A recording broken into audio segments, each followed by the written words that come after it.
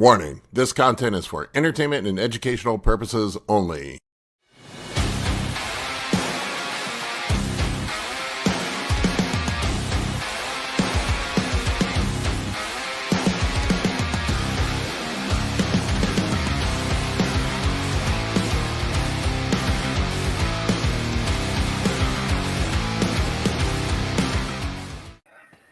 What's up, everybody? Good morning. What's up, guys and gals? What's up, Coming out of 3 days of the super flu. I don't think we can say the C word on YouTube. I don't know. Maybe it's safe now. It's 2025, but It's safe. I never got demonetized for using the C word or the F word. Don't motivate us, please. Man, I got hit hard this time. I had a 104 temp on Thursday night. Have any of you ever had the rigors really bad before? No. Man, it was crazy. I started shaking and couldn't stop. I thought I was having convulsions. Lasted for like an hour. Freaked my daughter out. Yeah, it's scary. That's stuff. super scary. I had that from withdrawals once, but not from from withdrawals. Different problem, Karina. Yeah, it's a different problem. But yeah, man, it really kicked me in the nuts this time. This is my fourth time with the super flu. Yeah, it got me hard this time. I made Colin sick too. How you feeling, Colin? I'm still working on forgiving Paul for this, y'all. That bad, huh? I feel like he purposely gave me the smallpox blankets. I don't know what I did to deserve this, but I've never been sicker in my fucking life. Is that bad, huh? Yeah, it's not cool, man. 0 out of 5 stars on Yelp. Do not recommend. Blame my son, fucking man. Awful. He's such let's just consider, like, anytime your kids are sick, like, we'll just pretend it's COVID. That'll be the protocol from here on out. I think that's a good idea. My son fakes being sick all the time so he can stay home and play video games. And like it got like I'm like going to win Parent of the Year award, but like it got so bad the truant officer reached out to me and it's like, yeah, he can't miss any more school. Or we're gonna come knock on your door. Well, when he's not feeling up to playing video games, how about then we'll just he still played. We'll assume it's COVID then. He still played. He didn't stop. You always play video games, man, when you're sick. That's what I do. They called me on Monday and called me from the nurse's office at school Monday, and I was at my doctor actually getting a physical for my surgery done, and he called me while I was there, and he's like, Dad, I'm sick. I need you to come pick me up at school. And I'm like, yeah, right, dude. You're sick, my ass. And so the nurse is like, no, I think he really is sick. Just come get him. So I didn't believe him. And then, holy shit, karma paid me back tenfold. Boy, who cried wolf destroyed us all. Yeah. Well, it sucks with that virus is, I've had it 3 times or so myself, but it seems like sometimes it's nothing. It's the sniffles, and then sometimes you just get hit by a train, I've had it really bad, and I'm sure you've had it, Paul, in the past where it's not that bad. Well, I was at the doctor, and my blood pressure was way up, and my pulse was up. The doctor thought I was having a heart attack. She was like, I'm not signing off on your physical until you see a cardiologist. And I'm like, I swear I check my blood pressure daily. And it was like 140. It was 140 over 80. So it wasn't like crazy, but she was just like, and my pulse was in the 90s. I'm like, I don't know what's going on. I feel a little off today. And she like kept checking me, hooked me up to the EKG. And she's like, well, I'm not signing off on the surgery until you see a cardiologist. So I got to see a cardiologist now, which is probably a good thing. What surgery are you doing? Shoulder. Oh, you're gonna do it, huh? Yeah. Yeah, it's done. I had the MRI done, and it's torn labrum, torn supraspinatus. My bicep tendon's like hanging on by thread. Are they gonna go in through the armpit? I'm not sure what he's doing, but he said they'll have to reconnect the bicep tendon. They'll have to reinsert it, and then they'll clean everything else up. Yeah, they'll probably go in through here. Yeah, so not fun. But so I don't know if my surgery will be done. Well, it's supposed to be on the 22nd, but I can't get in to see the cardiologist until the week before. So we'll see. Got your peptide stock ready? Yeah. Oh, yeah. I'm all stocked up, man. BPC, TB500, growth hormone, There you go. Anavar. Got everything Yeah. ready to go. Perfect. Even micronized progesterone, if you can get that did wonders for me. Really? When I had the gyno surgery, and the liposuction. Yeah, that micronized progesterone really helped. I did 100 milligrams before bed. Knocked me out also. It's great. Someone in the comments wanted to wish you well on your surgery, Paul. Oh, thank you. I'll bring you some, Paul, this weekend. Progesterone? Micronized, yeah. You sleep like a baby. That's great, man. Thanks for the well wishes, Keith. We appreciate it. Now, how does that affect recovery, though? So it stimulates collagen synthesis just like estrogen and steroids do, but through the progesterone receptor, and that's why progesterone levels are so high in pregnant women, because they need that collagen synthesis. That's why, but it's a muscle relaxant also. That's why the abs kind of separate at the end. And my wife's progesterone levels are now coming up because she's pregnant, right? So that's it's very interesting to see. We do blood work for her every month just to kind of see how the hormones are fluctuating. So I can put that in a graph later on because that's never been done.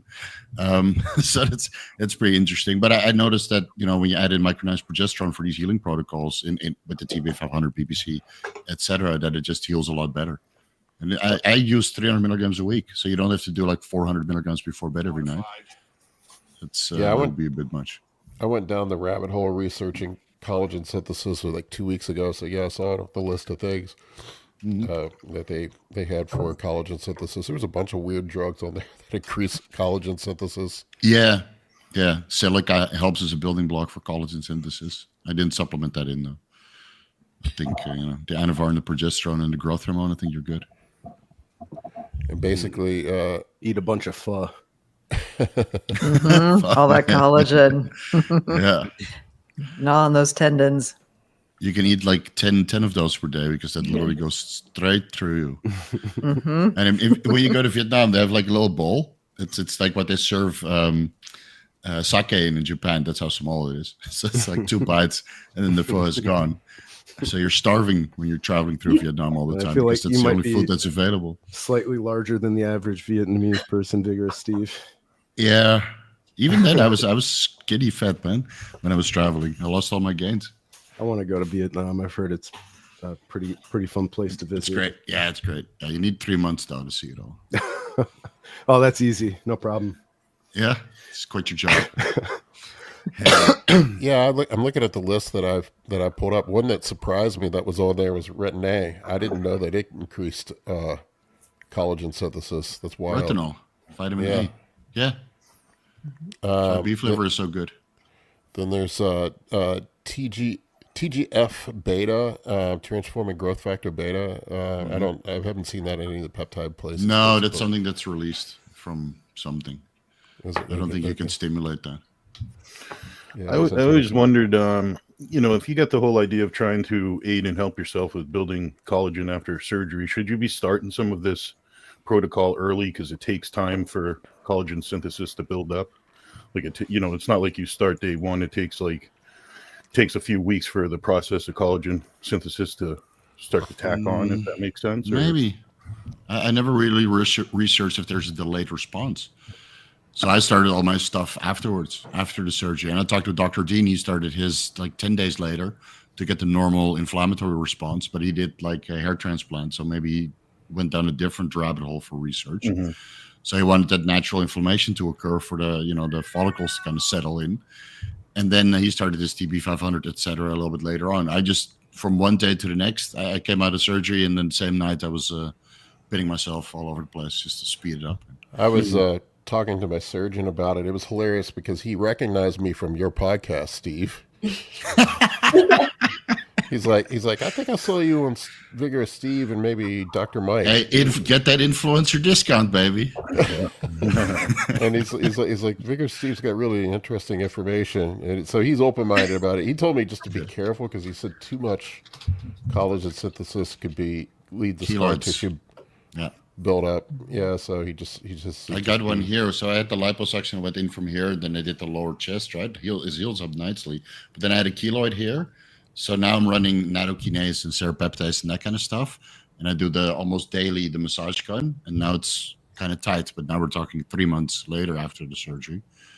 So yeah, maybe I gave myself a little bit of additional scar tissue that I now have to resolve. But on the other hand, everything healed up so fast. The doctor was like, "What the hell's going on?"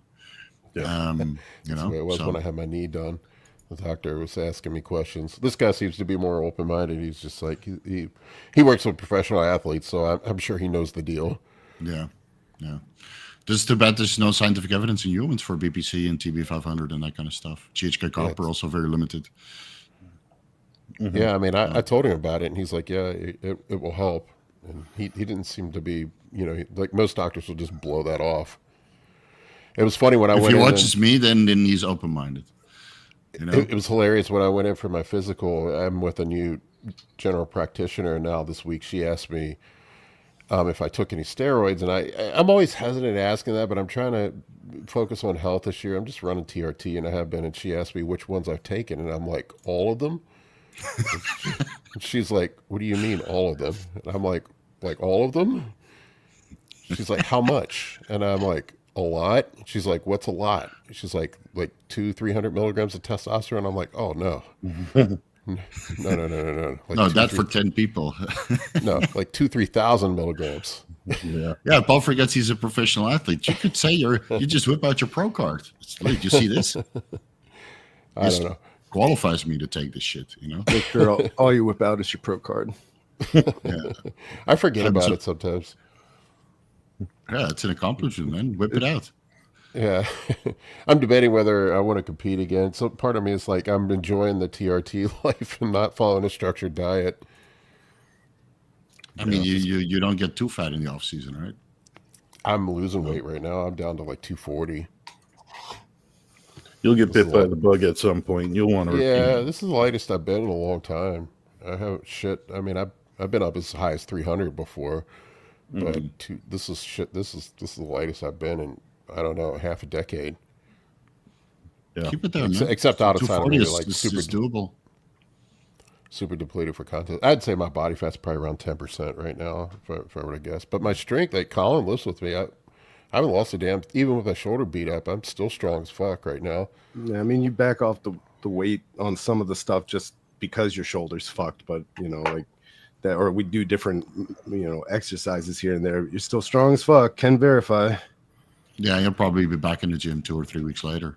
Training after that surgery. I was laughing at the doctor. I asked him, what's the deal with the gym? And he's like, well, there's what you should do. And what I know you will do. What I know you will do. And he's like, you should take a full month off at least. And he said, but I know you won't. But he said, if you wait 10 to 14 days and just do some lower body and cardio, he said that should be fine. Yeah. He's like, we just want to make sure we don't have any bleeding, which I've had happen before. Yeah, same here. After my leg surgery, it took forever to heal. Well, I had that situation where I had the fucking massive hematoma and had to go in and have a second emergency surgery done. That was not fun. Yeah. Had a football-sized hematoma on my stomach. Jeez. I mean, I always preach constantly to my guys and my clients that just be ahead of the game with recovery aspects, whether that's injury or deload.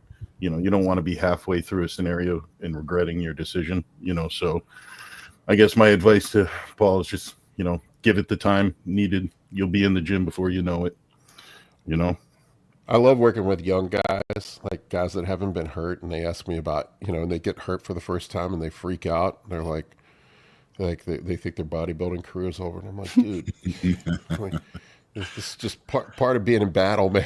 You're going to be, not saying that you want to seek out injuries. I was, when I had Dr. Mike Israetel on, we were talking about it, but he was just like, is that one extra rep worth fucking the rest of your lifting career up? So, there's some intelligence, but I mean, it's just, some of it's just unavoidable wear and tear. And then sometimes just shit happens. Sometimes you just get unlucky. Yeah. Yeah. Well, it's, it's hard. You got to be able to gauge your own, you got to be part of the process, engaging and understanding your own body pretty well. That's kind of like the other day I asked Steve on your podcast, I go, how do you try to teach some of these young guys, when they went off on that one. Yeah. When to rest. Because it's funny, a lot of guys they'll put in their charts like their fatigue levels. Will give you a little bit of biofeedback, and to me, it's screaming, "I need a deload. I need a rest week." To them, they're like, "Oh, I'm fine. I'll be fine by Monday to get back at it." So it's kind of hard to gauge. It's something when you I have ask to people- do part yourself. When I ask people about fatigue and stuff, it's funny. I have some professional football players I work with, and I had a thing on there, when was the last time you felt 100%? And this one NFL guy I work with, he put on his questionnaire when I was 13.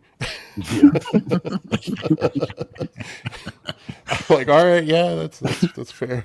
Yeah, that's what it is, man. I mean, you're always a little bit beat up. Even after I took a week off last week and I'm still beat up. So it's just part of the game. But you have to gauge it a little bit, but it takes experience also. And you gotta kind of push your boundaries a little bit to know when you really dig yourself into a hole. So some of the young guys, and when you're young, you're resilient. You can go out drinking 3 nights a week and then bodybuild 5 days a week. I did did it myself. Test. Yeah, I did it also. So now I couldn't do that. One night maybe, but 2 nights in a row, hell no. Then I'm destroyed for a week. If I went out drinking now and tried to lift, I'd be in the hospital. No. That You was guys really- ever seen the Chaos and Pain articles on alcohol and strength? Yeah, I remember those. Yeah. They're very, very interesting. I think it was some Eastern Bloc country. I want to say it was the Russians, but I'm not sure. They were doing some testing on using alcohol to enhance strength, and not the way people do it now, where they do like a shot of whiskey before or a shot of whatever before a set. They were having them chug vodka immediately after training, and they had some, like alcohol to weight ratio that. It was the super heavies were drinking almost half a liter of vodka after the workouts. I don't know if anything panned out from it, but I guarantee it was a fun study for the people involved. There's nothing more Russian than that. Oh, half a liter. I mean, just getting hammered after your sessions. That sounds That's like part of their lifestyle, man. sounds like like- my training protocol 5 years ago for me. Sounds like Zangief's origin story from Street Fighter. Yeah. And then he wrestled a bear, Exactly. and a legend was born. Exactly. Did you go to the Detroit Pro yesterday, Justin? No, I didn't. I was trying to get out there, but I just wasn't able to. Karina went. It looked like a great show. Yeah. We had a booth there last year. It was really well run. So it was really well run. I knew it'd be good. I hope it keeps growing because it was a really good show last year. It was packed. There was like every single seat in the Oh, good, theater. good. Yeah. That was the problem It was last year, is because bigger they were this doing year. great prize money, but it didn't have that great of a turnout. But I mean, it was new, so I'm glad to hear that. The NPC and- side was really small still because the timing is just not great for NPC if they're trying to do like qualify for nationals or something. But Yeah, There's it's kind of a 28 standalone. competitors. You qualify, and then you either hold your condition for 3 more months or do like a 2-week off season. yeah, Yeah, I wouldn't want to do an NPC show this early. no. And I'll tell It you, was very thin lineup. Also, there's not many people at Yeah. the amateur show in Detroit.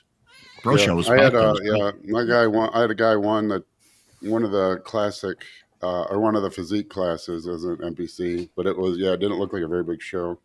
Yeah. Mhm. Well, There the was I live- think the 28 live stream was great. competitors.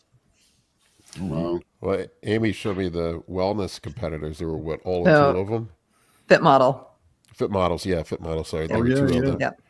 There was one Right. wellness girl. One. One. Wow. That's just crazy for such a. I mean, just to do that show would be so amazing with the backdrop and Yeah. Well, I'm from Michigan too. Michigan. I mean, I love Michigan bodybuilding, but we haven't historically put on the most spectacular shows, And so for us to finally have like a pro-am type option and then not get a turnout is pretty disappointing from the amateur side. Yeah. Yeah, because That the was a big lighting shock. and the production value was absolutely amazing. I was watching the live stream yesterday. Look Yeah. great. and to And, get your show streamed. Amazed. Yeah, I mean, you guys know the movie 8 Mile. The Redford Theater was off 8 Mile, and that's always where they had the NPC Michigan, classic for years. And it's you got to wear a bulletproof vest to, to go into the venue. It was terrible. And that's the kind of venues we've had historically. And so for us to get something really, it's improved a lot since, the last decade or so, but to have something like this and not get a turnout just kind of sucks for the amateur side. Well, yeah. I mean, as an amateur, like you will never have a show live streamed. I mean, that's just amazing that they live streamed the amateur didn't even show. think about that. And then on Fuad's Aviat's podcast with 330,000 subscribers. Right? Yeah. And then there's like barely any competitors. I was shocked. Yeah. I guess nobody realized because I just saw it in my feed. I'm like, oh, they're live streaming it here.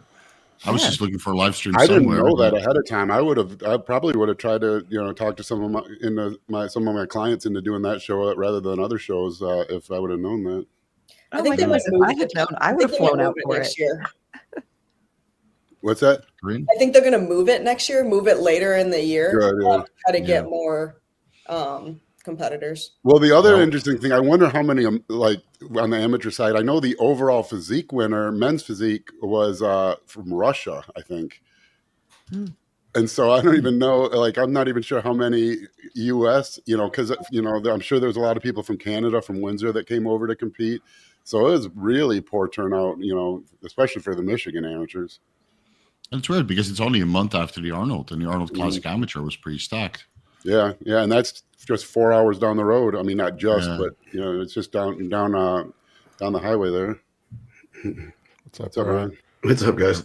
Man, I tell you who I came away impressed with was Matt Greggo. I competed in a show with that guy like 4 years ago. Okay. Yeah, and he was just a little men's physique guy, and I was just like, holy shit, man, he has transformed. I can't believe that dude was a men's physique competitor. He turned pro as a men's blow up. He had a blow up. Jesus Christ, man! And he looked like when they lined him up next to William, he looked like he could have won the Open. Yeah, that was impressive. That was so cool. Yeah, I liked that a lot. Yeah, that was. When I saw that, I was so happy. That was sick. The King of Detroit, like that was so cool. But I have to give. I don't know. In person, he looked pretty small next to William. Yeah, that's one of those things. That's the problem with photos. It's really such a different. It's such a different. That is not how that looked in person. And he got unlucky because this is probably the best William has ever looked, like size and conditioning wise. Because when he first started working with Stefan Kienzel, he was a little bit trimmed down to get that conditioning again. But now he's really growing again. His legs are big and his lats are much bigger than before. So this is like William of 2019, 2020. And I'm very impressed. Much good improvement since the Arnold also. Yeah, for sure since the Arnold. Mm-hmm. How high is William, by the way? His eyes are almost completely shut. He was so high. Really? He was so high. Dude's living his best life. All down, huh? Just smiling. He was like laughing on stage. It was great. He looked like he was having the time of his life. He posed the Up in Smoke by Cheech and Chong. I don't know if anyone caught that, but Justin, you've always said the best bodybuilders are the ones that just don't give a fuck. Yeah, I mean, always the stoners. Yeah. If someone looks like a stoner and they have good genetics, I'm like, you picked the right sport. I don't think he smokes weeds though. I don't think he drinks and smokes weed. You don't have to smoke it anymore, Steve. That's true. I don't know if that's. It's hard to avoid anymore. It's fully rec legal in Michigan. I don't think that's accurate. Where does he live again? Remind me where close to my hometown. Where does William live? At the same gym. Someplace where it's, I don't know. Yeah. It's legal in the States also. Bonac looked dead on though. I thought he looked good. Phenomenal. Yeah, looked good. Yeah, Wesley was much improved. I honestly had Wesley winning over Matt Greggo because I felt his lower body was a little bit better conditioned, more separation. But then again, Matt has much bigger legs. So, could have gone either or. Maybe it's because Wesley already announced that he wasn't going to do the Mr. Olympia. So like, why would we give this guy a qualification if he's not doing it? When he announced that, I thought, man, why are you doing another show? It's... people are human, like you got to promote the sport. When it's hard it's hard to not have that in your head that if you're giving someone a spot on this Olympia stage who you know is not going to be there. Yeah, that's what I think he didn't win. And Sazarati, absolutely crazy. Man, I didn't realize how big he got. So good. Yeah, I haven't seen Sass in a while. No, that's why. And He looked great. I've always followed his Incredible. career, and I remember he was working out with Jordan Peters for a Yeah, while. yeah, and I know. kinda Yeah, those are fun threw in the sessions. towel, you know, and they were all very big on the guy, but then he kind of, you know, fell off the Disappeared. sport. And this is one hell of a comeback, man, because I had him in third after Ron, but I didn't realize that Ron wasn't as big as these guys because I only saw him separately. Yeah, When I you look at kind of his forgot Instagram, about you look- Sass. Yeah, You look at Ron's Instagram page, like, man, this guy's huge. And then you see him next to William and James and Sass, and you're like, okay, he's not that big. yeah, that's the Great thing. photo, That's great like shape. they always say bodybuilding's an illusion, and it Yeah. is. But you do still have to stand next to people, you know. Yeah. So there's there's an illusion where you look insane by yourself, but you also have to look, you know, that illusion has to carry. Yeah, so Sass really held his own. Good job, man. I hope he does another show like in Yeah. California or, you know, and then goes to the Mr. Olympia because he deserves it. Yeah, I just thought if he improves his posing a bit more, Sasan, some of his shots he didn't look comfortable in, and he's Yeah. fidgety a bit. Yeah. Well, it's first time on stage in years. Yeah, Yeah, I think it was 2022. Wesley looked so good. You know, the only thing I Yeah, could Wesley say about looked great. Wesley was he was holding a little bit of water in his sides, like in his flanks. oh Just yeah, a little bit. You'd see it kind of hanging over the band of his trunks when he turns seat, like just a little bit. I wonder because he stays so lean. It's got to be, you know, it Yeah. just gets to be like a high wire act where it's, you know, it's so hard to balance it, or, you know, permanently. He needs a proper off season with less Yeah. walking, less Wesley's steps like because he was. Greggo really exposed Wesley's leg. I mean, Wesley's legs are obviously a problem, but and he did look better than the Arnold, but standing next to Greggo, like the weakness was like pretty apparent. Yeah, he looks like he needs a rest. He just looks a little stringy, a little too much. Well, we know Too Wesley long. listens. He commented last week when we were live. I will say Wesley's presentation was so much better than Greggo's. Like Greggo was not he looked holding great. his poses at all. I don't know if any of you if you watched Yeah, the live I stream, noticed that. He dropped Yeah, out. was Yeah. shit. He he was wasn't holding shaky. his poses. He did not look Yep. like poised at all. Where were those Uh, photos? Where are you getting those photos, Paul? Just random places I found. Oh, yeah. Well, just I the think settings look weird because Glyco Productions is a very good video. okay, on yeah, because they their like Instagram. the conditioning didn't look like they got the like weird settings on the photo because neither of them looked that. It looks like they're in great condition, but the photos aren't showing it. Or, No, I those are think Wesley was in great condition, but Matt in the lower body was a little bit soft, like you can see from the quad separation and the glutes. Right, it's not as etched in. But I guess I gave him the nod because he's doing the Mr. Olympia, and I want that guy there. I mean, I would want him to compete also. Yeah, let me pull the Gilco stuff up. Yeah, I think you're right, Karina. On the backside, when they're comparing Matt and Wesley, you could just see a difference in the lower half. I mean, Wesley just still looks undersized from the back, especially when you compare him next to somebody. Who does Carlos Thomas work with? Does he do his own? I talked to his dad at the Sure. Arnold. He's a pretty cool guy. Well, he His worked dad is with- super cool. His dad's hilarious. Yeah. He's hilarious. Does he worked do with his own Patrick what Thor. posing or coach? Oh, I don't know. Carlos. I just want that guy to come in shape. I think He works worked with Tor. Patrick for a while. Yeah. He never seems to nail it 100%.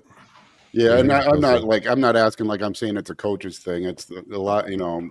All the coaches know what they're doing. It's, you know. Oh, I see what you're saying about his flank there. Mm-hmm. It's subtle, and it's just when he moved a couple of times, I was like, ooh, like just a little bit right there. Yeah, I mean, he might Yeah, still be. Wesley's He was awesome. pretty sick. He might still be inflamed a bit. Yeah. That's what I was thinking too, Paul. And we Especially know with he the was sick, travel. and I don't think he gave himself a break at all. So Well, No. he traveled internationally back and forth in When between he the tried to get his shows. size back, fill out, and then traveling, yeah, that Mhm. of I course. thought with Hollingshead Valentin looked Deloads, pretty good you know. too. I was impressed with what James brought. yeah, Man, Seth Yeah, James looked filled out awesome. a lot. Yeah. Oh yeah. It looks like he added a bunch of. I mean, just since the Arnold even. Mhm. Man, the lighting and the black backdrop are just It's perfect. amazing. Yeah. So awesome. Yeah. I think I've said for years that should be standard. Yeah, If so this was at the Olympia, I'd be so Oh. happy. Yeah. They should mandate Right? it. That should be the way all the shows are prejudging done. at least. I mean, it's just the only way to get a real accurate view. James was having a pretty hard time keeping his stomach in. Yeah. Exactly. He always had like poor stomach control, and I don't understand why he doesn't train his abs. Yeah, well, that's the thing too, because they get washed out so easy because they're not very deep. Mm-hmm. Yeah, he was huffing and puffing pretty good. Yeah. Here's Matt and Wesley. Yeah, it's very apparent the lower body. Yeah. Body He needs a little more width to help narrow in his waist a little bit. Like if those quads were a little wider. Yeah. It's the tall guy curse. I know all about that. Well, his clavicles are so wide, and then his hips are so narrow. He does have a beautiful upper body, though. His upper body. Yeah. He's just a little flat. Even his arms are a little flat.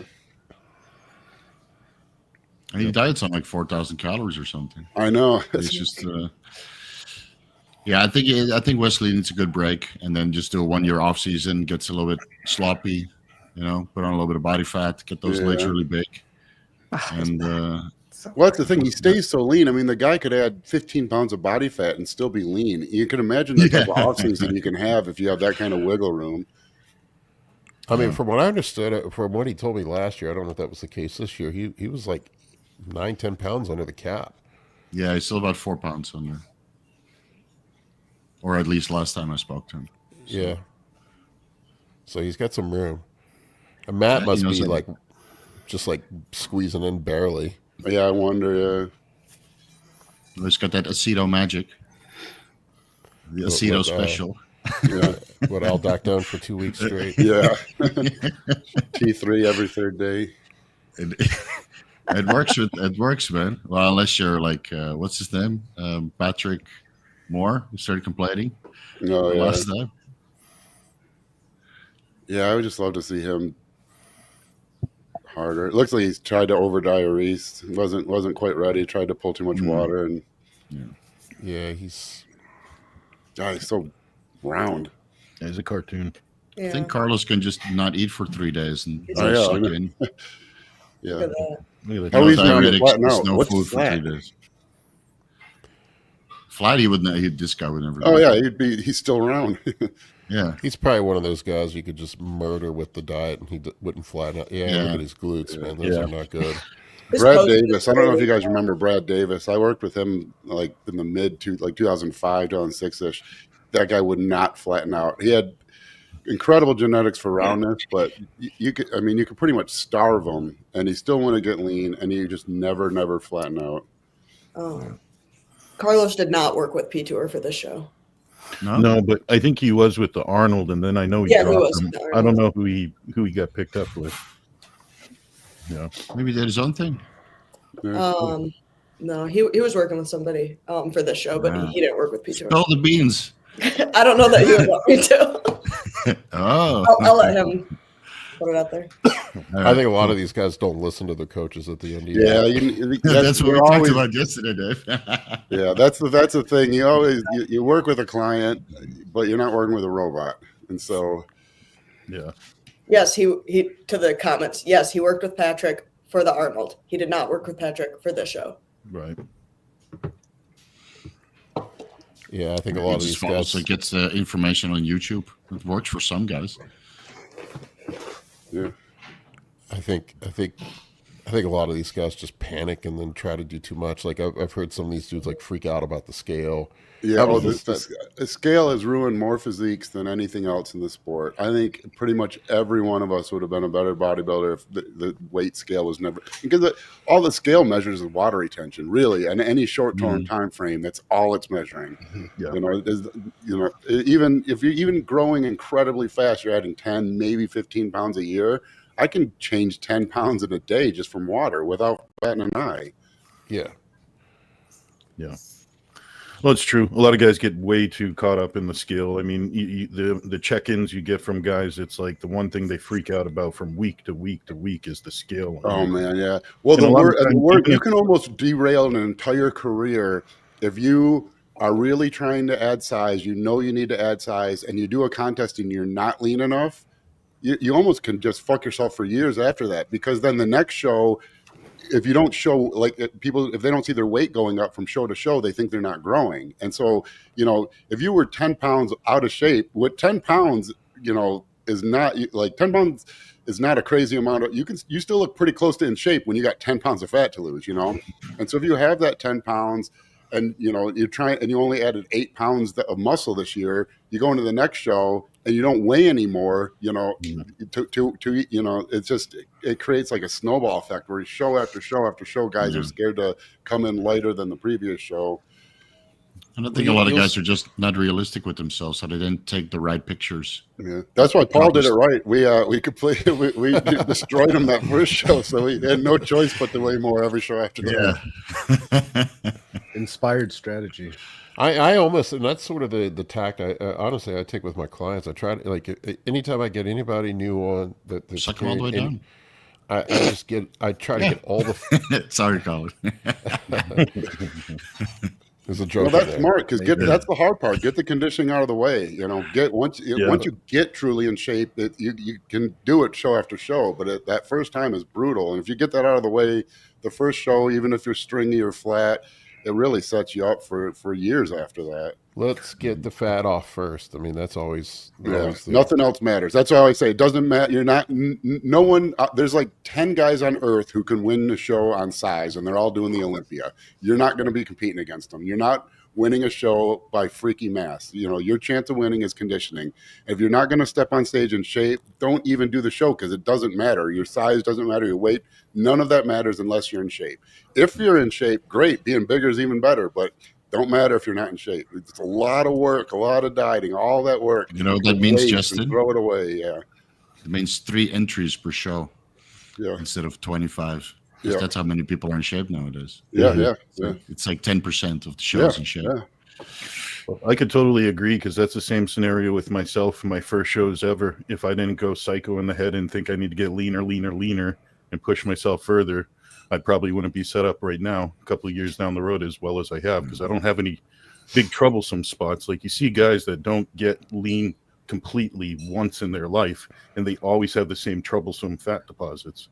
They always stay there, Yeah, and that's the other problem too, is you're only as lean as your fattest body part. And some guys, like, especially the guys whose abs come in, like if your lower legs come in last, those guys can really screw themselves, because you get 8 weeks out, you got veins through your abs. Everyone at the gym's telling you you're shredded. It's not like you're staring at your ass all day. You're wearing pants, and so it's really only when you get on stage that it stands out. But, if your glutes come in last, it doesn't matter that you got, the cross striations through your abs at 8 weeks out. If you step on stage with a fat ass, you're not winning. Yeah, I'm so weird. I'm so weird. My glutes come in before my lower back does. I'm kind of the same. I almost think I was lucky. I hated it at the time, but my abs came in real late. I'd have striated glutes before my abs would be all the way in. But your abs are so visible.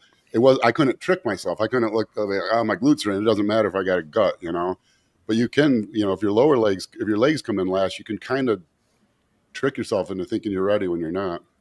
Or your back also, you're not seeing it. Yeah, my back is the hardest part for me. That's always the lower back is always the last little bit I have to get off.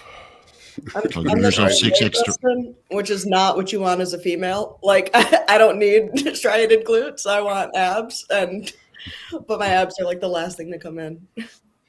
I was always jealous of the ab guys, because you'd see guys, they're lugging a trailer behind them. They're carrying 40 pounds of fat in their legs, but they got abs. You go to the beach and they look shredded. That's me. I have abs when I'm fat. No, but you're absolutely right. There's something to be said for once in your early career of getting completely shredded to the bone, even if you're lighter than you'd like to see the scale. I've seen it happen. And then what's crazy is once you get that stubborn area in, it generally comes in much better before. And I always picture Steve Kuklo, because he did 3 or 4 pro qualifiers and top 5, did really well, but his glutes were never in. That was always his knock. And then he worked with Art Atwood, and Art brought Steve down to 245 when Steve had been competing at like 260, because that's what Art turned pro at 245. So he always would try to bring guys in at 245, because that was like his magic number.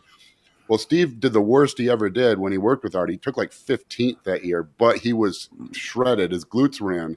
And then every show after that, he never had an issue with bringing his glutes in. Even when he would be not, like, even when conditioning wasn't a strong point at a particular show, he still had glute lines. Mm-hmm. It's so weird. Once you get stupid lean one time, it gets so much easier every other time to get lean. Yeah. Like I can get ready pretty quick now. Like that, I don't seem to have to work that hard to get it's weird. It's like the body almost learns. It's like it knows, oh, here we go again. Yeah. It's really weird how it works. I mean, it's never easy, but you get better at it. I think not only your body gets better at it, but you mentally get better at prepping. I think it's both. But your body does it remembers both ends of the spectrum. Yeah, you know what to expect. That first show, that first prep, when because there's nothing else, no other sport prepares you for contest prep bodybuilding. They're just you think you've worked hard, and you've worked hard in different ways. Like I always love wrestlers as clients, because they'll grind themselves, but it's a different grind. They're used to doing it dehydrated and stuff, but that. When you just have no fat stores, you're not eating anything. There's just no easy energy available. No energy is, like I always would watch those like Survivor shows or Survivor Man, and they would talk about needing food energy, and unless you've ever been that depleted where you notice that difference, where food actually gives you energy because you have no available, like normal people, I need a coffee, I need an energy drink. When a bowl of oatmeal energizes you, that's a different type of, most people don't ever get there outside of this. Yeah, you need to suck down pretty low. It's wild. You'll see, like I know, like with me, like being diabetic, I'll see it like when I get super lean and I'm glycogen depleted, I can see where my body's like dipping into gluconeogenesis, and my blood sugar will actually get higher while I have no fat and no carbs in me. I can see my body's breaking down proteins.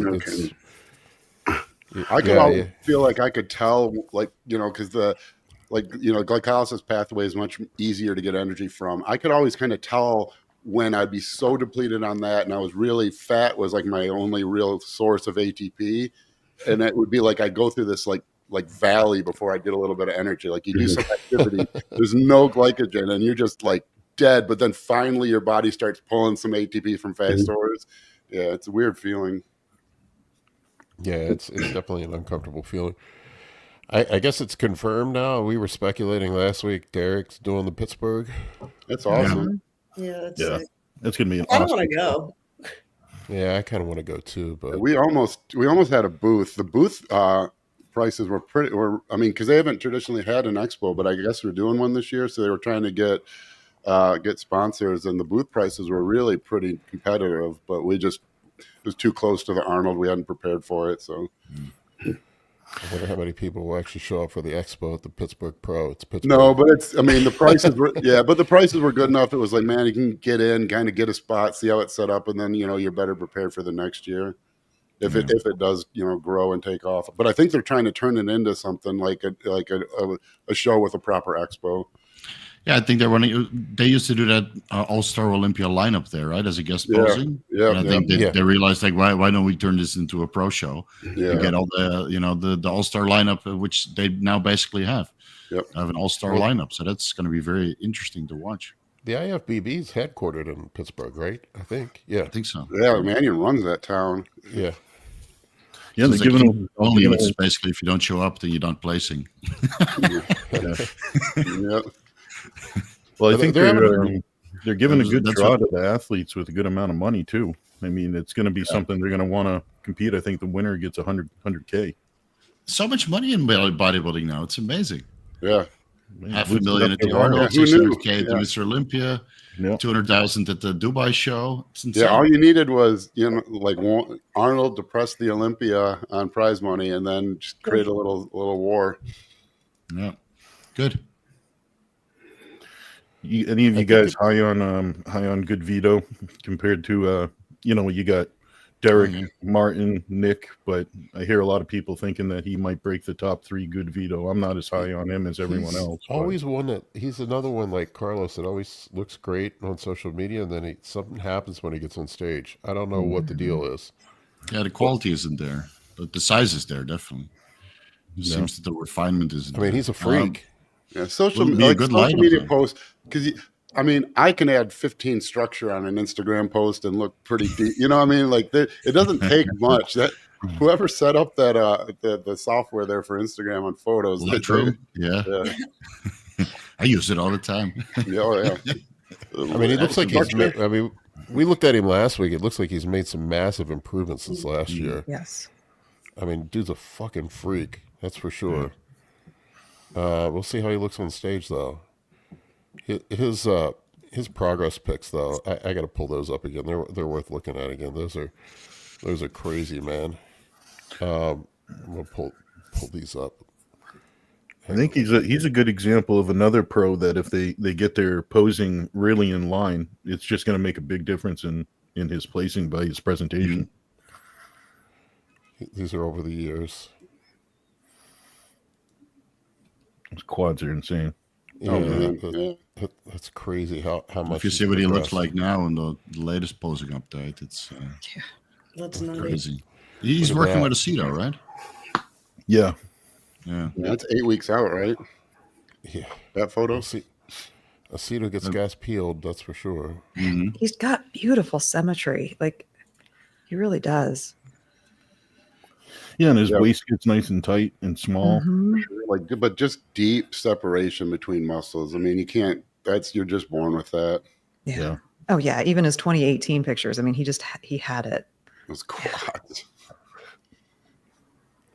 Yeah, he's a It's freak. just crazy. He's still young too, right? Yeah. He's in his 20s, I think. Yeah, mid-20s. Those legs, though, just looks like a Unbelievable. funhouse mirror. It's funny with these guys, like you don't realize how big they are until you see them in person. Yeah, It's like I saw Martin at the Olympia. Like I walked up to him, just said hi. Like I hadn't seen him up close, or sorry, at the Arnold. I hadn't seen him up close before. I'm like, holy shit, that dude's big. Yeah. Same thing with Nick Walker. His fucking arms are just enormous. Oh man, yeah. So big. Oh, he does a front double bi. His bicep looks like it touches the bottom of his wrist. Like his hand, it's like that. He didn't even look like the human species. He was so big.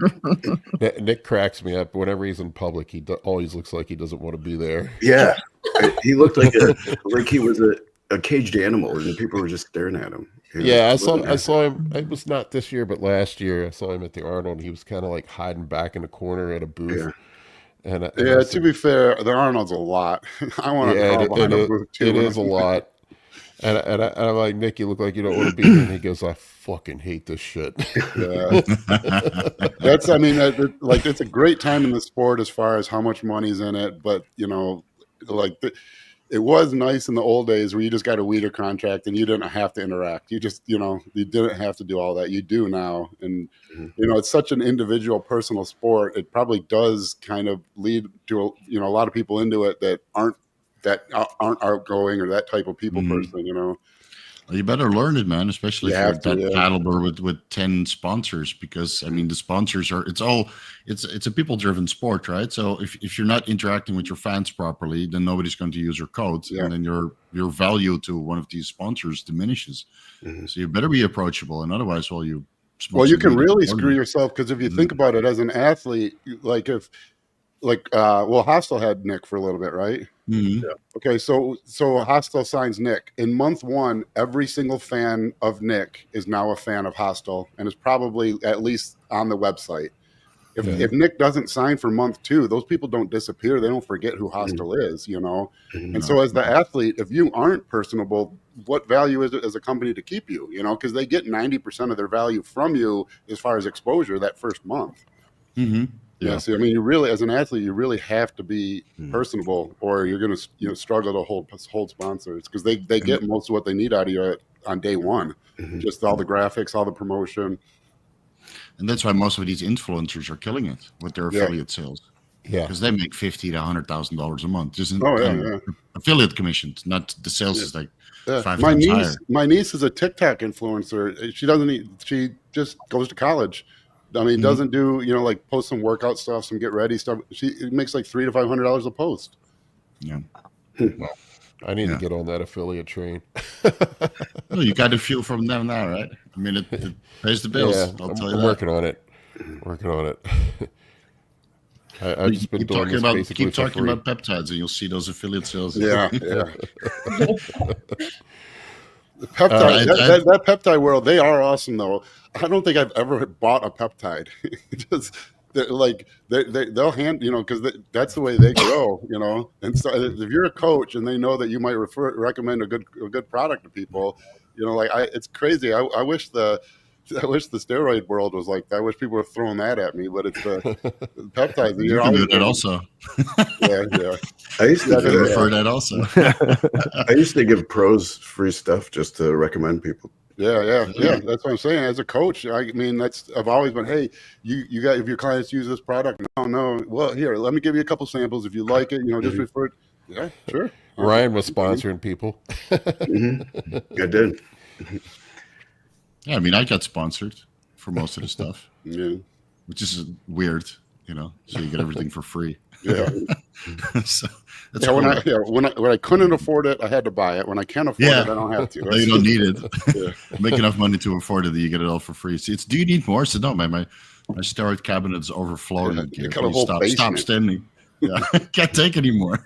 I used to use pros too. I'd give them free stuff to get on another forum. So when a certified pro goes up to a forum and says, hey, this guy's legit, this source here is legit, then I could be right at the top of a new forum, a new source forum. Yeah, smart. So I used to use pros for that. I just give them free stuff and say, hey, go get me on this forum, this source forum. Yeah, that's how it works. Yeah, that whole world's crazy. All right, we want to grab some questions. I don't know what we got on deck, if there's anything good or not. People have been quiet today. Somebody was rapping the entire Will Smith Wild Old West song. I guess he disappeared. Yeah, I was really enjoying having to see every time he decided to post another thing, just to see it was another useless fucking lyric wasting my time. And he's gone. It's okay, man. I buy in like 5 people every stream. Gone too soon. It's half the fun. I'm 18 years old and I want to use LGT. Bye. I'm kind of sad now because I've banned all the trolls and I really don't get that much trolling anymore. Yeah, the right amount of I don't have anybody to argue with anymore. A good troll is worth it. When you read a comment and you're like, oh damn, that dude that's pretty good. He got me. That's why I keep Josh around. He's clever. Josh is the smartest fucking guy in the. He's not a troll. He's just funny. Josh is one of the boys, man. You love Star Wars and Star Trek and Back to the Future. He's an 80s kid, man. A troll provides no value. That's what a troll is. A Joshua troll is on the bridge, or he lives under the bridge and he demands payment for you to cross a bridge that he doesn't even fucking own. He's a bum who sleeps under the bridge. That's a troll. Adds no value. Josh, you need to come to one of the big shows. I'm buying you dinner. Man, yeah, for sure. You're coming to dinner. Well, we'll keep you anonymous. Did you find his Instagram post? It's like completely covered. Can't see who it is. He's smart. I saw he was on a video with Todd. Really? Like, Josh, yeah. So you know what he looks like? I have no idea. That's right. We do have Josh's question from last week that we didn't get to. The very important question. What was Josh's question? I'm sure It it's was some great. Star Trek thing, wasn't it? It's Star Wars. It's Star Wars. Star Wars? Oh, my bad. Star Wars. Yeah, it was something like Battlestar Galactica or something. I don't know. Harry Potter piloted his X-wing, and Josh wanted to know what everybody thinks. Who's the better villain, Biff from Back to the Future or Darth Vader from Star Wars? Oh, Biff was just an asshole. He wasn't even a villain because he got punched in the face once and he turned into a little dork. That's not a villain. He's the recurring antagonist in all 3 movies, though. Yeah. Well, have you ever seen the real Biff? He was like a car salesman or something. And he used to carry. I think he carried a like a business card that said, "Yes, I'm Biff from Back to the Future." No, it didn't pay well enough that I never had to work again. Oh, the actor. Yeah, That's great. I don't know that Biff ever did anything else. He didn't go on to do anything. I saw something. Yeah, he was like a car salesman, and he had like business cards made up that said, "Yes, that's me." No, I didn't make enough that I can't. I still have to work. I bet he sold some cars though. Oh yeah, I'm sure it worked. Yeah. I'd buy one from him. So I have a small confession to make about myself. I went to see all of the Star Wars movies in the theater, and when the new ones came out, when Anakin was turning into Darth Vader, like when he's like been burned and he's like crawling out of the lava, I was sobbing so aggressively that the guy I was dating at the time was like, "Shut up." He's like, "People are staring at you." Like I was uncontrollably sobbing because, like just knowing the background and like you see like this person you thought was a villain, right? So like you thought he was a villain for the old movies from the, and then like you realize that he wasn't. Like he was just like misunderstood and manipulated and like burned and like attacked and like he became a monster. But like, oh my gosh, like I mean, literally, like I can't watch that scene. I mean, it makes me cry. Like I mean, like I feel like you're about to cry, Amy. Uncontrollably cry. Yeah. Amy I can't watch the original anymore. If you guys ever watched the original, the episode 3. It's hilarious how low budget it is that you don't realize. Like Darth Vader's his suit is all dusty all the time. There's fingerprints on it, like things that would never pass in a movie anymore. Amy cried. All I could think about is how shitty the acting was when I was sitting there. Oh man, yeah. Okay, one of my he's crawling out of there. It was not great. It was not like cinematography at its finest, but like, oh gosh, just the story. Like, I wish they would redo Star Wars from the start. Yeah, start with episode 1, new cast, make sure that it goes all the way to episode 9. Forget just axe the last 3 movies. You can start at the first, No, you can start with episode 1 and get that backstory from Anakin out of the way, but do it properly. Yeah. And, that was and then go to episode 6. Jar Jar. Yeah, no, Jar Jar can be, or he can be a Sith. Yeah, well, Jar Jar, weird underwater stuff. There as a very minor character, it would have been like cute for the kids or something. But that was way too big of a character for a movie. It was too much. The whole stupid underground world, like nobody cared about the under the water stuff. Like that. Go away. That's the problem with good movies. They always turn into caricatures of themselves as time goes on. It's like every little weirdness becomes even weirder. And so when you make the middle movies first and then go back to make the first movies, by then they're caricatures to some extent. And so you can't have the prequels be the caricatures. It never really works, but it works even less when it's technically the first ones. Yeah. The only new Star Wars thing I've seen that I actually enjoyed was Andor. That show was really good. That show was good. Season 2 was coming in. Earlier Mandalorian was okay. It got a little earlier. slow. Mandalorian was all right. Yeah, season 1 and 2. Season 3. I think we can. Too much meddling. Yeah, even season 2 got a little sluggish for me. I think it personally jumped the shark for me with the Jack Black episode and Jack Black. I just like the scene when Luke, Christopher Lloyd, I think too. Like that episode was hot garbage. Sorry, what were you saying? The episode where Luke came back in The Mandalorian, was that season 2? That scene was pretty sweet. Man, I know all diehard Star Wars guys didn't like it, but I liked it. I loved it. It hit me right in the nostalgia. I mean, like honestly, like I don't remember the last time I, as like an older Star Wars fan, have felt like I received direct fan service. Oh yeah, and I don't understand why. In my life like, what did I do? In that scene. Why can't I have more of that? Why can't I have Rogue One, the Vader Return of the Jedi showing up in his black robes, fucking robot hand, green lightsaber. Get down, we're talking Star Wars. Oh yeah, when the green lightsaber I was screaming and fucking up the Death Troopers or whatever the fuck they were called. Like, I want more of that. Okay, Disney, you listening? More of that, please. Thank you. It's not DEI enough. Yeah.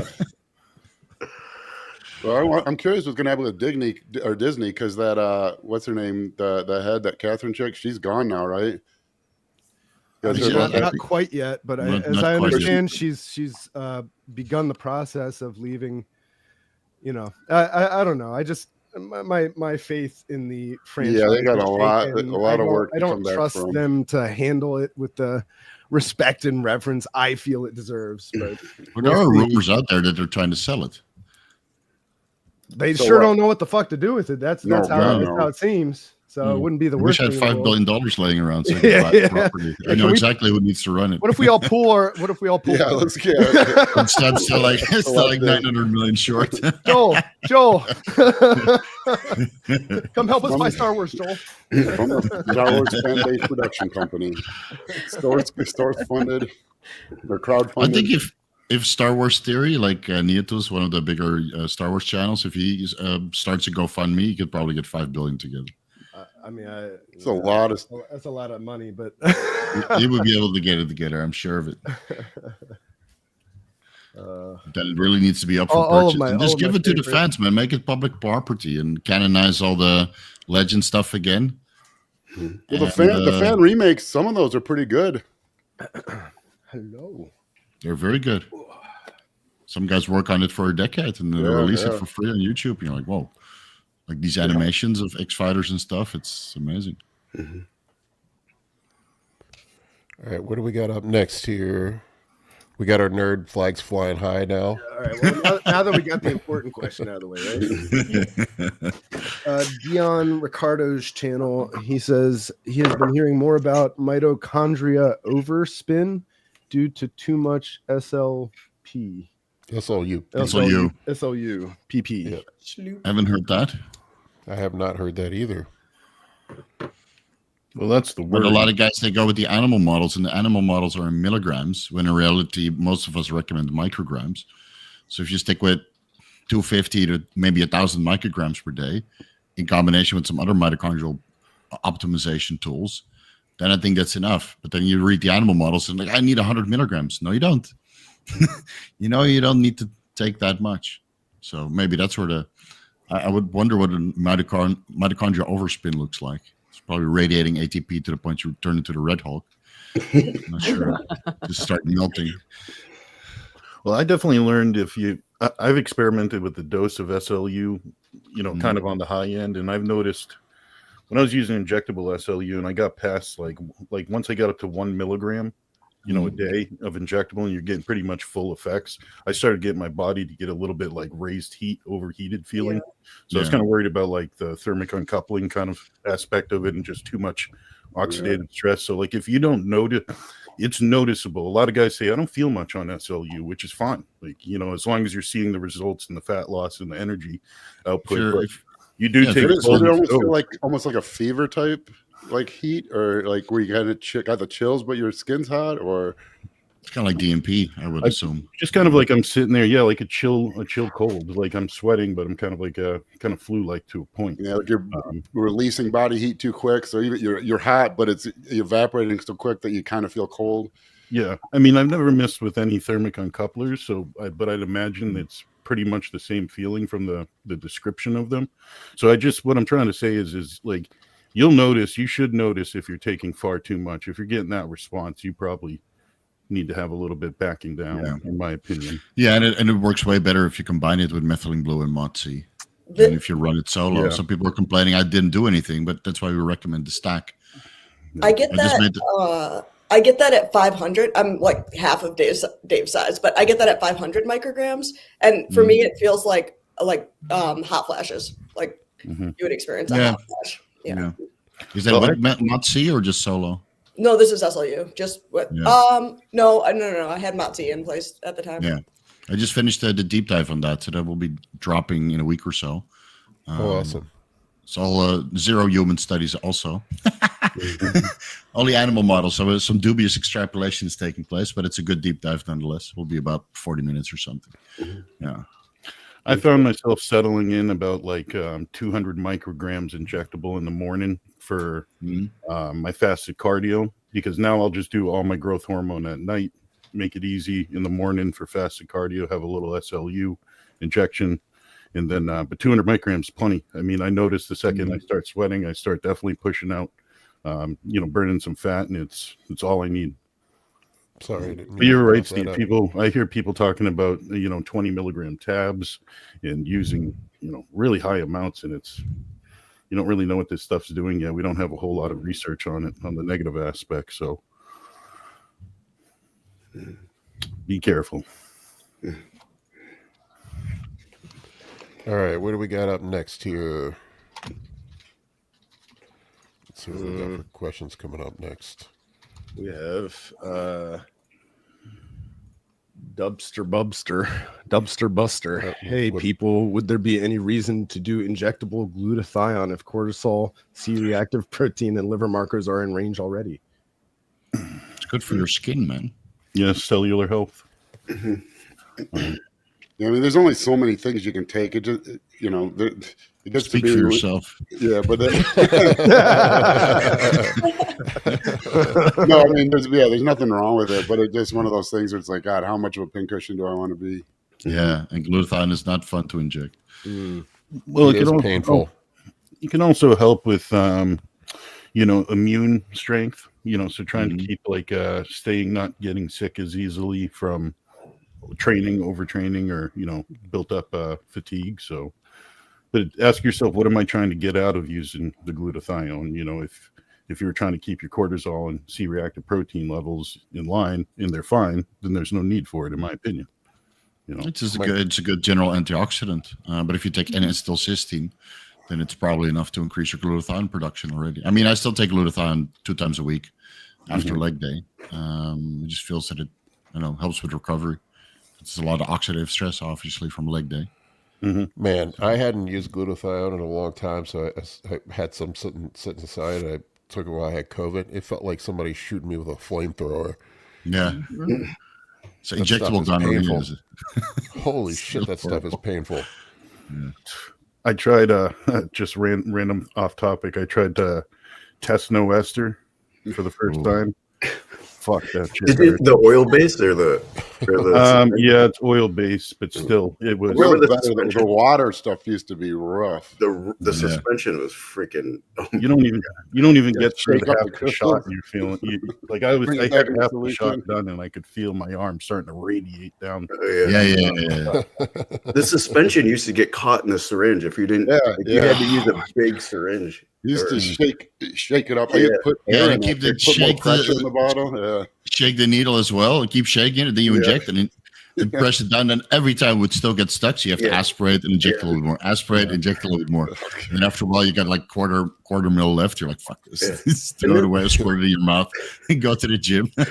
Then I started wondering, like, okay, when I'm drawing it in, is it filtering out? Like I'm getting more liquid than I am the suspension. So then at the bottom of the vial, it's like really thick with. It's natural. Your cycle naturally increases just because of the concentration. What did help though is where mine was oil based is I would let it run under a little warm water just to get the crystallization just down a little bit, make it a little bit smoother. It'd go in a little easier and have less pip. You can also, just for anyone listening, if you take air and if you inject like 2 or 3 cc's of air into a bottle, it'll have more pressure in the bottle and it'll stay with better. That's one of the properties of pressure. With water based, it's not something you want to do because the air also contains contaminants. Bacteria, yeah. Oil's pretty. I mean, you can leave oil out in your cupboard for years and it doesn't build bacteria. You set water in a cup in your cupboard in a week, you're going to be growing stuff. Yeah. I used to tell people you can get what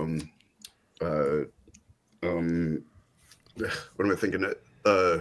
Like grapeseed oil. What am I thinking? You could get grapeseed oil. What am I thinking? It's grapeseed oil from like MedLab Supply, and then you can, if you draw it in, it will help with the pip from like oil based suspension or oil based test. Just a diluent, just a USP grade. Yeah, like a diluent. Yeah. Or you can even do that, like even with just like testanantane or test sip too. Yeah, or MCT oil. Just get the same oil or MCT. You mix it in there. There used to be an old spot injection trick too. Take whatever. Never not use a full syringe. So if you're injecting 1 cc, add 2 cc sterile oil. Yeah. Yeah, what was it? The Nazi soldiers during World War II, the SS guys, they would give them Ester and methamphetamines before they'd send them off into battle. Never wanted to be a soldier so bad in my life.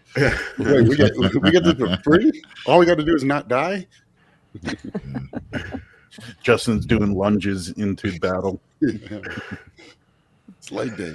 I remember like from doing that stuff like a long time ago, my glute used to hurt so bad, like I couldn't even sit down to drive. Like you get in your car and like you have to like really ease into the car, and it's like it hurts to drive. But we took that as a badge of honor. Like when we got stuff that was painful, we knew it was real. Back in the early 2000s, there was so many things going on. If it hurt, it was real. If it didn't hurt, that's when you worry.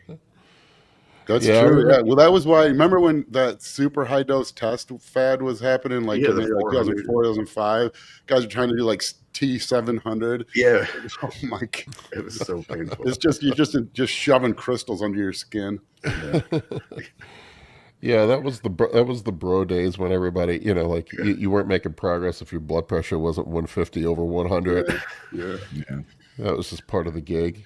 Well, you're purple. I'm growing. It's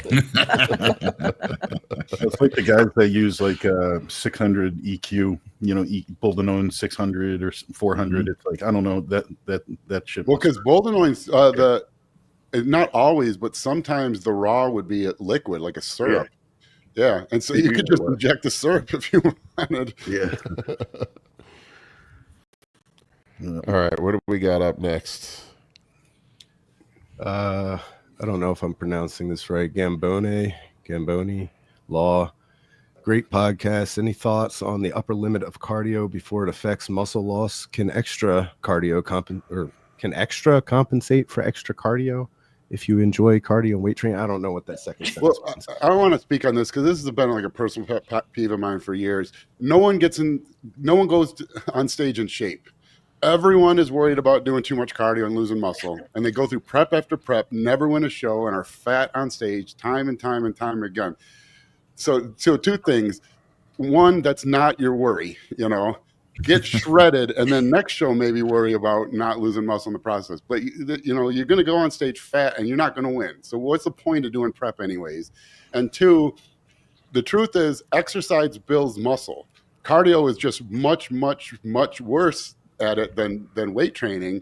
But if you take two 80-year-old women and have one be completely sedentary and one walk every day, the one that walks is going to have more muscle mass. I mean, that's what exercise does. That always used to crack me up because I'd be like, some of the things we say for bro science, like go explain to your mom, like, I can't exercise, I'll lose muscle. Just, even an old lady, like, what are you talking about? How does exercise?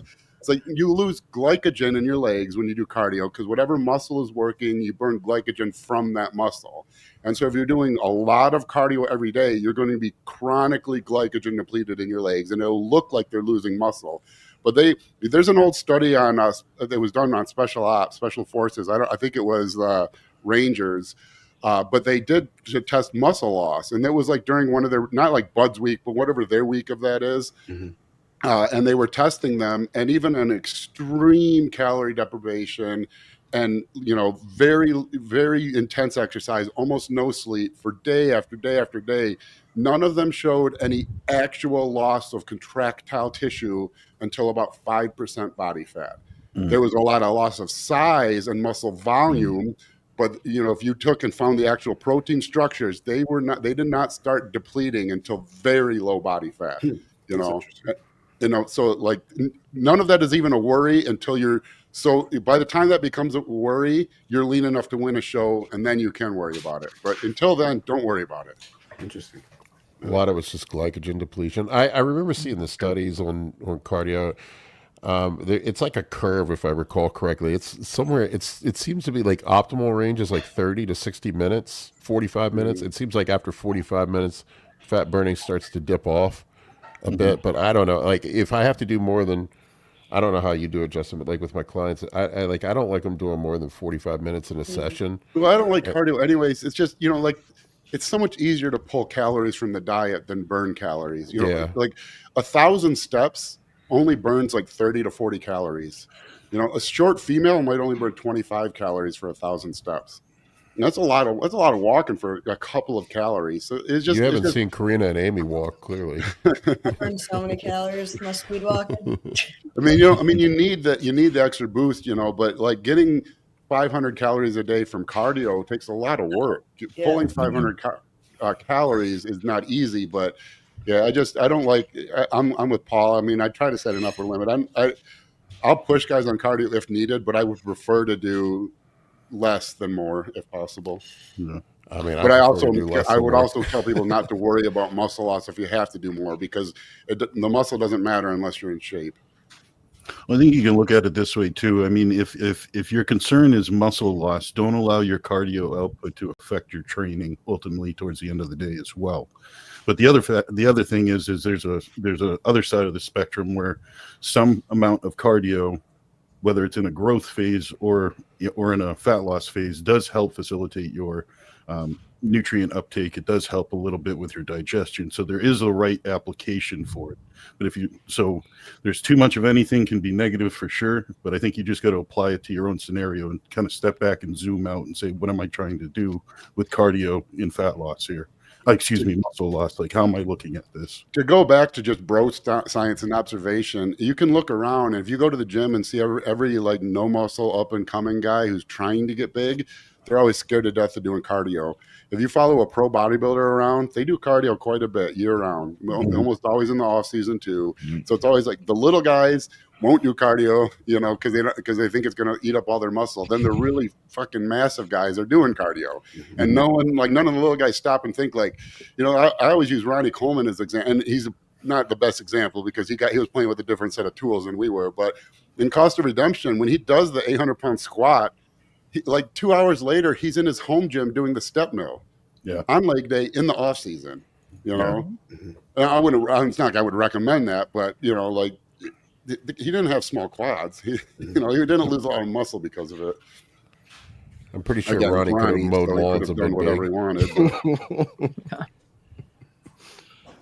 Well, and as Justin mentioned too, you're not really burning as many calories as you think. So if you really love doing cardio, it's not hard to out eat your cardio.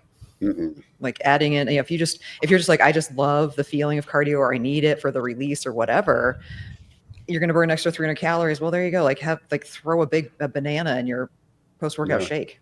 You're most of the way there, Two of Amy's chocolate chip cookies is an hour of cardio. I do think for females, like especially bikini athletes who are on like a lot low calories, if they're eating like 1,200 calories, like pulling food is a lot harder sometimes than cardio. So like I would just split it up. I would do like 30 minutes in the morning, maybe 30 minutes at night, 10-minute post-meal walks or something. Like just break it up. But that's about managing fatigue, not about losing muscle. Yeah, women do get screwed in that. It's like some of my guys are eating 5,000 calories a day. If we want to lose 2 pounds of fat a week, they can still eat 4,000 calories a day. A female with like a 1,500 calorie BMR, to do the same thing, she'd be eating 500 calories a day. It's unsustainable. It sucks. All right, what do we got next? Yeah, I feel bad for the ladies with the cardio. Stepan Artuni asks, what's the most days in a row you all have I think low carbs. Low. Yeah, I'm sorry. Carbs. I can't. I'm getting thrown today by these misspellings. I'm usually better at this. I blame COVID and like their phones autocorrect really. Either I'm just like even worse at typing than ever before, but I feel like my autocorrect doesn't even work anymore. I used to not even look. I just smashed my finger and it would figure out what I was trying to say. Now, like I look at my screen and it's just gibberish. If you have Apple, I agree. How much Aerostim are you using? Yeah, man. That's a new dose. Yeah. Are you above or below the autocorrect threshold? Why isn't understanding what I'm trying to say? If you have an iPhone, Apple's AI is terrible. Yeah. They're so far behind. They're so far behind the curve. I pissed my family up. We have a family group chat that I'm all behind on, and it does that AI summarization, and it's always just like it's the worst summary of. So I'll chime in. I'll be like, I see that we've recently, and it just lists the things it says, which has nothing to do with what the conversation is. I see we've tarred and feathered a cat. Why, dinner is ready for a donkey. What is this? So what's the most days we go without carbs on contest prep? As many as necessary. Yeah, it's not days, it's weeks, sometimes months. The cold hard truth again. If you're not in shape, don't get on stage. No. I do like to low at carbs least is get, different for everybody. I do like to get at least one high carb day in per week with pretty much everybody. But there are a few people I've had to completely pull out the high days. I don't know if you actually yank the high days or not, Justin. But rarely, but sometimes you have to. And I never know. Like, I feel like it's, again, when you're not working with robots, I feel like with a robot, the high day is probably always beneficial. But man, when you're starving and you're low carb, the risk of just going ape shit on carbs on a high day and pretending you didn't and not telling your coach is just much higher, And I think it's also easy to talk yourself into, well, it's just rice. I'm eating oatmeal, and just kind of like turn it into let's see how much oatmeal I can put down today. And so, it's rare, but sometimes, I mean, you do what you have to do to be in shape. If the high day is not cutting it, then you got to pull it. Yeah. Well, and I feel like sometimes too, a high day can actually cause like rebound hunger. Oh yeah. Like, so it's sometimes better. Like if you know that you could, if you're close and like you don't need it, like I feel like it's better to skip it because that next day, like you're just dreaming about the carbs you had the day before. Like it's like counterproductive when you're in some parts of prep. Yeah, that broccoli doesn't go down as smooth the next morning. That's for right. sure. When you're like dreaming about oatmeal. Yeah.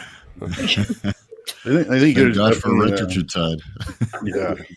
I think there is something to be said for breathing life back into people, though, like you say, with like a structured high carb day, if you can, fitting it back in. Yeah, like I've gone like Paul's had me down to just a little bit of carbs around my workout for 6 days, and then a refeed on my, let's say, leg day or day before or whatever, and. But sometimes you got to breathe life back into the client. Some people handle it a little differently. Some people don't flatten out as much, and you still get good gym performance. And they are almost like a robot, So it's different from person to person. Me, I seem to handle it pretty well, but I flatten out pretty easily to a point. I find, oddly enough, the people who grew up overweight seem to do better keeping the high day in, which I would always thought it was counterintuitive. I don't know if anyone else has noticed as a coach. If you've ever clients who were overweight their whole life, it's almost like their body's poor at transitioning into fat burning, and they really feel the low energy from low carbs more than someone who wasn't, overweight their whole life. I don't know if it's just, and that's subjective. So maybe they're not used to feeling that, lack of carb energy as much as someone else. Mitochondrial dysfunction. Yeah. With the high days, I like to put them before leg days because of the rebound hunger, because like usually leg day training sessions a little bit longer anyway. So it's like less time that you're not thinking about food. And then if you're training legs hard, you're kind of nauseated and like not hungry afterward anyway. So it kind of helps with that rebound hunger the next day. It's a good one. Yeah. Yep. I think that's high a carbs good feel strategy. like I like, for me, like just psychologically, if nothing else, I like it helps me to push through if I know that I got that high day coming up. Yeah. Also, I find like with people, like sometimes the fatigue just gets so accumulated. We've seen that like with you, Dave. Like you just need a break. We pull out all the stimulants on that day. It'll help you sleep. Like if you're having trouble sleeping. Yeah. High carb day with no stims. Yeah. You can rest. Oh, I'm a believer in it now. I mean, I used to just keep my fat burners in on that day and eat and try to train effectively. But man, Paul, that trick works great. Just no stimulants. Let yourself come off of it for the day. I don't do it with everybody, but like if I got people that are struggling with sleep or fatigue's really mounting up, I'll yank the stems for a day or two, and then put some food back in, and then just kind of let them reset a little bit. Because if you're, you get to a point where it just kind of goes the other way. You just start looking like shit if you're not sleeping and your cortisol's high and just like everything's out of whack. It's almost like you put a little bit of food back in, let people sleep a little bit, and then they can. Yeah, when the stims start working, again. When you have to start, you're wondering, you can't remember if you took your stimulants or not. Yeah. I've been there. But they are pretty lean usually at that point. You're like, did I take my Clint today? You check your heart rate. That's when you know you're in deep. Yeah, I took it. All right, But let's it's get so, one. it's so true though. Like that day, you're not really focused on burning fat as you are trying to feed back up. So what's the point? That's not a stim day. I wouldn't take any stims on refeed day. Plus, if you take stims on refeed, then your heart rate goes sky high the whole day. It's very uncomfortable. Yeah, good point. Steve Kane wants to know your thoughts on the new peptide Trydikagin. Oh my god! That's why you skipped it the last time. Yeah, somebody's trying to be clever. Competitors have been raging about. Yeah, so allegedly that worked very well with my wife when she was in a contest prep, right, babe? During contest prep, when you tried some dick again, and the contest prep was a lot better, right? She's smiling. Well, make Karina laugh. Sometimes you get complacent, you get tired, so you need a little bit of a diet break, and then.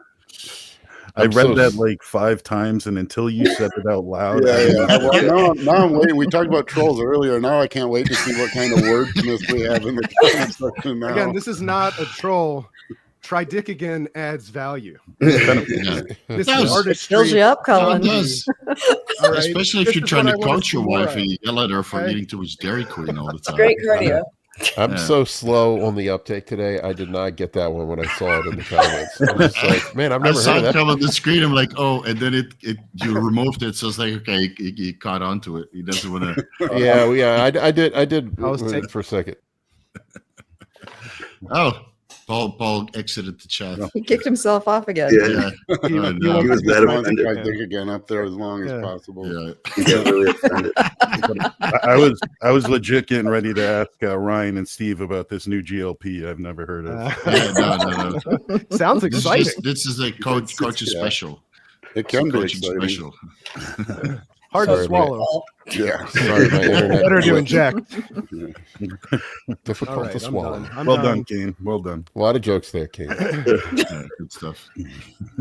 Jeff has a real question. Do Well, any Steve. of you feel Retatrutide stalling? I've been on 2 milligrams for almost 3 months, and my appetite suppression is not nearly as strong as it was. No, but in the clinical trials, they ramp up the dose. The Retatrutide deep dive dropping on Monday, so one more day. Yeah, but in some clinical trials, they ramp up the dose slowly, and then they sustain it, and then they taper it down. But What's not all the clinical trials are finished. Phase 2 trial I looked at, would they get up to like 12 milligrams, something like that? Yeah, 12 milligrams. Yeah. Yeah, it's crazy. Well, I've Yeah. noticed with people when we take a bolus dose for specifically appetite suppression, over time we need to escalate that bolus dose because we don't get the same response. But on the other side of the coin, when we're microdosing to get the secondary effects, I guess, or kind of looking for a different effect, that seems to be more stable. Like like Paul's kind of shown he's run a low dose, not looking to get appetite suppression, and it doesn't sound like you've had to escalate your dose. I've kind of noticed that the effects, I think they said the half-life is 6 to 7 days, but it seems like taking a shot every 5th day seems to be a perfect timing for me. Like I notice if I wait till the 6th or 7th day, like it starts to wear off. I'll see it with my blood glucose levels. My fasting glucose will start climbing back up. Oh yeah, I'm hearing the same thing from clients. Clients saying that 6th or 7th day they feel like it's not doing it anymore. Yeah.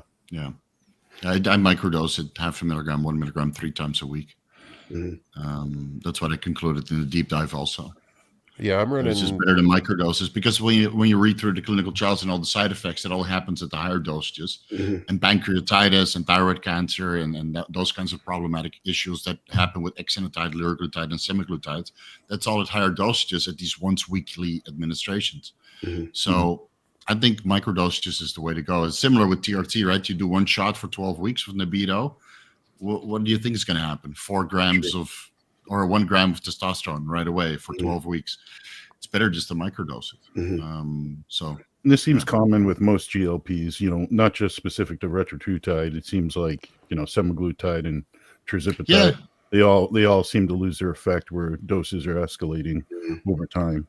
Yeah, but with microdosages, I know people that stay on the same dose for 6 months and they still get the beneficial effects. Sure. But they also live lifestyle, so it just it's diet adherence and makes you not overeat, because a lot of people, they underestimate their caloric intake.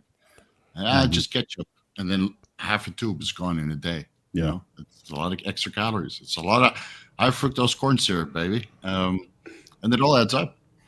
I've noticed, this is wild with my, because I'm type 1.5 or 1B diabetic, whatever you want to call it. I've noticed I'm about 8 weeks into the Retatrutide now. With 2 milligrams, if I keep my carbs below 200 grams a day, I don't need to take Lantus. My blood glucose levels stay normal. If I get over 200, then I need a little bit of Lantus to help with it. But did your insulin levels go up after using I haven't checked them since. I need to get new blood panel. I'm due for new blood panels next week, but I want to see if my A1. I'm sure my A1C has come down. But yeah, now my fasting glucose levels have been regularly in the 80s now. I've never had them that low.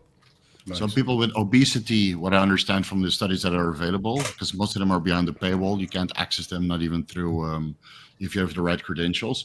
So you see that from what's available, people with obesity that start Retatrutide, their fasting insulin levels goes down, but people with legitimate type 2 diabetes, perhaps in combination with obesity, their fasting insulin levels go up because it acts as an insulin secretagogue, basically. It's insulinotropic. Yeah, so, I've noticed too that my digestion has gotten better, and I have to wonder if that doesn't have to do with the pancreatic insufficiency. Check your fasting insulin, amylase, and lipase if you can. Yeah, it seems to have improved. I would speculate it's improved my, some of the digestive enzyme production that I maybe was deficient in before. Like my IBS seems to have completely resolved since I've been on it for the most part. But it's also because you eat better, or because my diet's always been relatively clean. Honestly, when I eat like trash, the IBS seems to go away. Yeah, it's when I really. I wish that was the case for me. yeah, dude. It seems like when I eat vegetables and stuff like that, that's when my stomach gets torn up. Like I had to, like on contest prep, I had to completely yank out the vegetables to keep my stomach fine. Otherwise, I eat any vegetables, man. It's like lighting up. Honestly, I wonder if you guys in America, I don't know what the vegetable industry, but it's the only country I ever heard about that people have issues with vegetables. I've never heard any other. Yeah, I hate to say it, but I've never heard any other country like Europe or the vegetables. It's the Roundup they're coated in. Yeah, maybe. Yeah. I don't hear Europeans or Australians or New Zealanders complain about the vegetables. I have to cut it out and go full carnivore. I just can't eat salad, period. Salad is a no-go for me. Well, raw vegetables are, especially for someone who has any type of compromised gut health, are really challenging to digest. Like that's one of the very first things I'll have people cut out when I'm working with a new nutrition client. If they're having a lot of digestive issues and they're eating a ton of salads, especially women who are eating just a lot of raw vegetables, I'll have them cut all raw vegetables out. Like they really are challenging on our digestive system. Yeah, kilo per day, raw veggies. I love it. I was just going to say why raw versus cooked is saves me time cooking, bro. It's the think of the cell walls. You partially break them down when you cook or steam things. So and I'm not saying raw vegetables are extremely healthy, but my point is when someone's dealing with digestive issues already, eating a lot of raw vegetables, especially if they're having like transit issues, like the transit time through the gut, like your body just kind of passes them through really rapidly. So you're getting a lot of like undigested food in your stool. You're eating a ton of raw veg. I mean, like you're not giving your body a chance to really get any nutrients from some of these things when you're just consuming large amounts of raw vegetables. Yeah. If you have already compromised gut health. When I have gastroparesis flare-ups, I can't do anything raw, and it's like pretty much like canned vegetables are probably the best, like canned green beans, anything really super soft. Because they're pressure cooked, so even more breakdown. Yeah, they're pre-digested. Yep. Baby food. All right, folks, I'm going to wrap this one up. I got a busy day of catching up on check-ins. The clients are not forgiving of check-ins when you're sick. Yeah, bros blowing me up. Where's my check-in at? I'm like, man, I've been sick. I'm in the hospital. Okay, but if you survive, will I get my check-ins? Bro, I haven't heard from you. I haven't heard from you in 2 days. 30 minutes. I said I was sick. I get him caught up when I'm better. Christmas. The funny thing is when the clients check in 2 weeks late, it's okay. Yeah.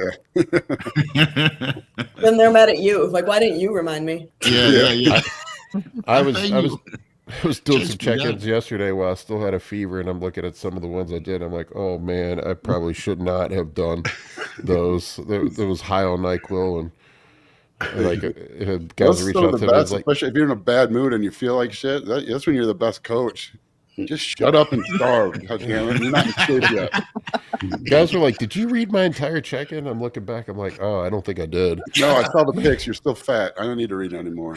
It's the best when you're dieting yourself and then you do check-ins and you see all the complaints. You're like, you weak piece of shit. Yeah. Oh man, my I'm mood. doing the cardio every day. Why are you not doing I'm so much more caring as a coach when I'm not dieting. I'm like, this is going to be rough, but we'll get through it. When I'm dieting, I'm like, fuck you. I'm eating less than you. You better not say Oh man, anything. Colin heard me last year on contest prep. I get really brutal on contest prep. I'm like, don't be weak, don't be pathetic. And every day I go to the gym and he'd be like, I'm finding it hard to tolerate weakness in others right now. Like, this motherfucker's Why are they so weak? This motherfucker's complaining because I dropped his carbs by 25 grams. Yeah. He doesn't know what suffering is. Amy, is your show this weekend? This upcoming weekend? It is. Yep. Saturday. Good luck with the show. Awesome. Good luck. Oh, well, good luck. Yeah, I'm excited to see what you think of the fitness fit model division after you get a chance to run through it. Yeah, me too. Yeah. I'm hoping it's not a super tiny show, like seeing there only be 2 competitors yesterday in Detroit. I'm like, that's not the show I want. Like I want there to be, enough competitors to make it feel like I was actually fairly compared to other people. So yeah, that's the worst when you put all that work in and you're not even able to compete really. Yeah. Good luck. It's Good disappointing. luck, Amy. Thank you. So next week I'll be tan. All right. So tan. Amy Can't will wait. be the dark redhead. Yep. I'll be tan Amy. Good times.